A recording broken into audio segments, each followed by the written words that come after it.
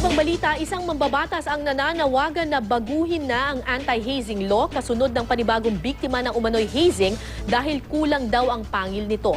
Ang lumalabas ngayon na isalba pa sana ang buhay ni Julio Servando kung agad na humingi ng saklolo ang kanyang mga kasama. May news to go si Oscar Oida. Batay sa kuwang ito ng CCTV sa One Archer's Place, bandang alas 9:30 ng gabi nung Sabado. Inihatid ng dalawang lalaki ang hazing victim na si Julio Servando at tatlong iba pang neophyte. 117, what is your emergency?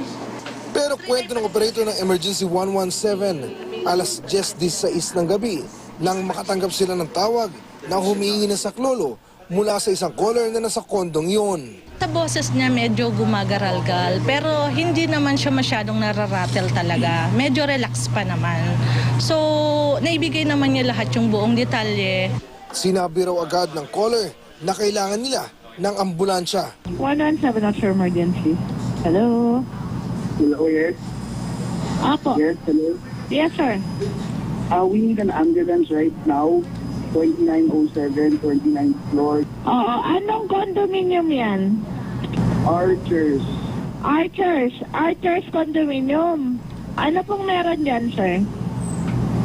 Ewan ko kasi nakasalubong lang lang siya na lasing.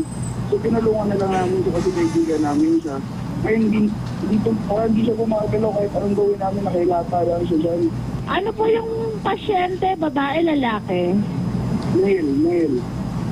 Hold po kayo, sir. Huwag niyo pong ibaba yung line. Sandali lang. Tawag po tayo ng ambulance sa Red Cross. Tinawagan ng Emergency 117 ang Red Cross at isinali sa kanilang usapan para marespondihan ng caller. Paniwala ng ilang eksperto kung napaaga lang ang tawag, posibleng na isalba pa sana ang buhay ni Servando. Pwede mabuhay yung tao na yun kung di lang nagdalawang isip pinatawag sa amin. Bawat segundo dyan importante, pwede natin masalba yung isang buhay. Kaya huwag kayong magdadalawang isip na tumawag sa 117. Dahil sa pangyari, inihayag ni Pangulong Aquino ang kanyang pagkadismaya sa konsepto ng hazing. I'm not a member of a fraternity, but yun to inflict such harm on people you will call brothers, it really escapes any logic that I can fathom.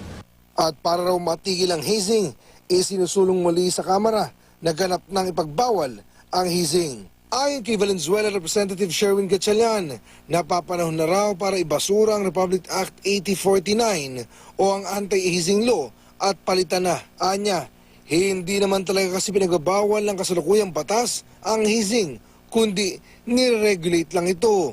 Pero parang kay Pangulong Aquino, hindi na raw kailangan ng total ban sa hazing. There is an anti-hazing law already in the books. So one has to ask, what is lacking in terms of enforcement that prevents us from exercising the full penalties embodied in that law. Oscar Oida, GMA News.